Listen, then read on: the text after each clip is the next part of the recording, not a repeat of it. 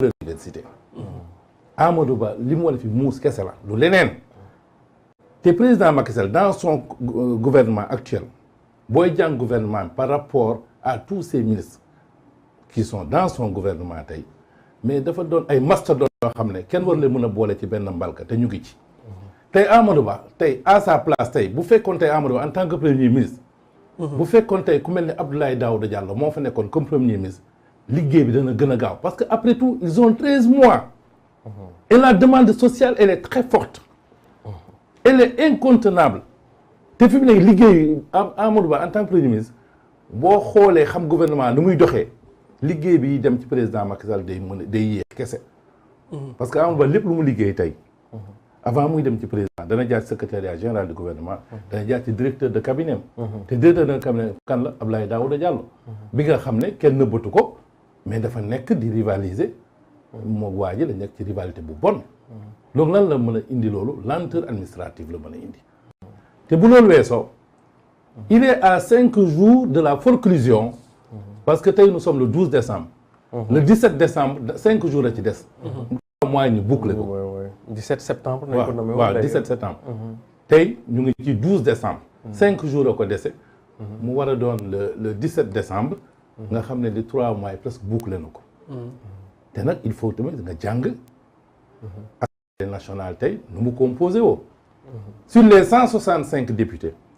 les 82 sont de Benno les 80 Yewwi Askan Wi ak Wallu et les 3 non inscrits. Absolument, tout à fait. Donc il n'est pas aujourd'hui à l'abri aujourd'hui de beaucoup de voire même d'une motion de censure balay ñëw il n'est même pas à l'abri de ça aujourd'hui. Absolument, tout à fait. Parce que fi mu ne nii gars yi on comprend rien parce que assemblée nationale bi ñoom tey dafa assemblée nationale boo xamante ni bi assemblée nekk assemblée ba tey bii mooy assemblée boo xamante ni wax dëgg yàlla sénégalais gisuñ seen bopp xuloo bi bëri na saaga bi bëri na sénégalais amul lu ñu jàng ci ñoom ces honorables députés ñu bëri tey nee ne bañ nañ leen wax honorable député ay déshonorable député lañ leen di woowe comprendre bu loolu weesoo la demande sociale elle est très forte et le gouvernement tey ça n'engage que moi communique très mal par rapport à beaucoup de goulots d'étranglement d'ordre administratif yi nga xam ne ñu ngi assister les Sénégalais dans leur entièreté par rapport ci àdduna bu cher bii. Absolument. Président mu ngi jéem mais li muy jéem yëpp amul tey ay manette amul tey pouvoir par exemple réduire coût vie bu cher bi tey. munu ko te mu ngi jéem mais lii muy jéem yëpp échec tey lañ ciy gis tey même par rapport tey. ci denrées de première nécessité yi tey loo ci gis tey produit yu bëri kenn gisatu ko ci boutique yi absolument rupture la indi gisatoo produit ci état yi et d'ailleurs dinañ ci ñëw après bu ñuy ñëw dans le fond de son discours pour faire la corrélation mais la corrélation man xam nga li ma ci jot a xool te mu intéressé ma dëgg c'est le secteur privé absolument mais tey moom dans sa déclaration dégguma le secteur privé dans son cadre institutionnel à travers les chambres de commerce et autres qui sont des établissements publics à caractère professionnel après nag lay doog a ñëw les organisations patronales et autres yi nga xamante ni c'est vrai parce que il a même beaucoup parlé d'emploi il a même beaucoup parlé d'investissement mais effectivement j'ai même remarqué que le secteur privé comme ni nga ko waxee il n'en a pas beaucoup parlé surtout dans le sens que quelle est la part et la responsabilité qui est attendue du secteur privé dans la trajectoire économique je pense que dinañ ci ñëwaat léegi Momo en tant que spécialiste en communication on dit souvent le poids des mots et le choc des images aujourd'hui quels sont les mots clés ou le mot clé que tu as retenu dans le cadre du discours du Premier ministre Amadou Ba. Quand il dit que le président de la République a fait son choix sur un gouvernement de combat. Comment doit être un gouvernement de combat? Léegi mon cher Wan daf ko wax j'ai dit que on est à 5 jours d'accord de la clôture mais au moins il a fait un exploit. Il est dans les délais. Il est dans les délais. Macky Sall n'était pas dans les délais. Macky Sall l'a fait 90 jours après. Donc Idrissa Seck chose donc il est dans les délais ci côté boobu noonu. wax nga aussi ci li nga xamante ni moom mooy bras de fer bi am APR noonu la mos a tëddee moom. ba mu juddoo ba tey noonu la mos a tëddee donc du coup loolu mooy seen maillon faible mais la configuration de l'Assemblée nationale tey quand je vois wala j'entends des gens disent que assemblée bi askan wi gisul ci seen bopp dama ne non dama comprendre ban genre assemblée la ñu bëgg man ci plénière yëpp chaque jour j'étais à l'Assemblée nationale tous les jours mais assemblée bu ren bi moo ëpp niveau assemblée buñ mosta am ci Sénégal assemblée ren bi ci côté débat yi ci orientation yi waxtaan bi assemblée bi moo ëpp niveau c'est vrai que nag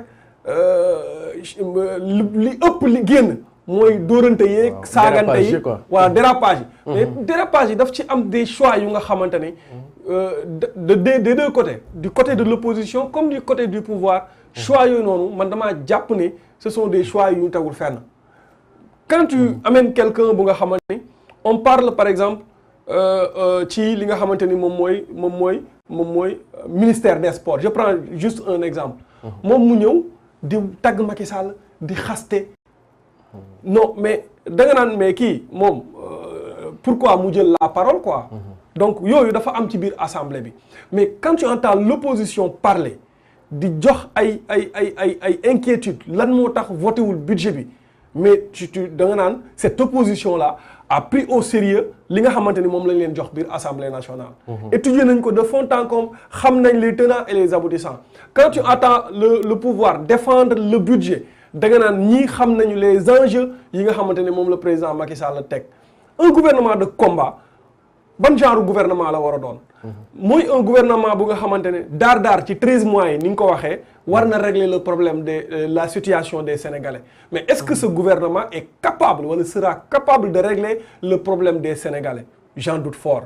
parce que dafa am ay secteurs yu bari yu nga xamante ni moom wax na ko notamment li nga xamante ni moom mooy dund bu cher bi notamment li nga xamante ni moom mooy maanaam désencombrement désenclavement yi des villes notamment li nga xamante ni mooy modernisation des villes wala leneen ak leneen c'est-à-dire dafa bëri ay facteurs yi nga xamante ne tey moom wax na ko je dirais même il a fait la synthèse des marathons budgétaires bi nga xamante ni moom moo fi jàll maanaam ministres yi fi jaar yëpp li ñu wax ci seen budget Amadou Ba tey dafa ñëw juste pour def la synthèse or il était préférable Amadou Ba njëkk a ñëw def déclaration de politique générale joxe la politique générale de l'État ba pare les orientations ba pare les ministres s'en suivent mais là on trouve le contraire mooy li nga wax ne ci ay ruse la nekk c'est vrai loolu moom moo tax mu nekk le premier ministre parce que bu amul woon muuraay boobu noonu du mën a nekk premier ministre mais gouvernement bi ñuy wax un gouvernement de combat je doute fort que ce gouvernement là mën a apporter des solutions idoines ci le problème des Sénégalais pourquoi parce que man j'ai eu la chance par exemple ma dugg ci àll bi notamment à Médina Yoro Foulah nga xam ne miin naa fa loolu dama gis inégalité bi nga xamante ne moom la nit ñi di dund mais gis naa aussi par contre ñi nga xamante ni buñ duggee ci fond bi peut-être dinañ ci ñëw ay bourses de sécurité familiale yi dimbale leen ba ñu mën a taxaw ñaari tànk du coup inégalité boobu nan lañu koy régler est-ce que ci ay discours kese la yem non mënul nekk ci ay discours mënul nekk parce que dégg naa ministre du budget wax ne dégg nañu ne budget duñ ko lekk mais si muy expliquer nan la ñu lekkee budget bi mais budget bi balaa économiquement yow yaa ma gën a nekk économiste mais budget dañ koy sentir budget bi ñuy voté nangami milliards est-ce que man mi nekk biir Médina Yoro Foulah sentir naa ci sama bopp est-ce que gis naa fu ñu ko def est-ce que yemul ci Dakar nga xam ne ay terre ay stade rek lañ leen defal man mi dëkk foofu noonu est-ce que am naa bu ma jaar est-ce que am naa ndox mu sell bu ma naan est-ce que c'est-à-dire ce sont les véritables problèmes du Sénégal maintenant ce gouvernement de combat ne doit pas être un gouvernement bu nga xamante ni dafay préparer l'éventuelle candidature du président de la République wala kan moo wutu Macky Sall bu fekkente ni il n'est pas candidat donc c'est un gouvernement bu nga xamante ni dafa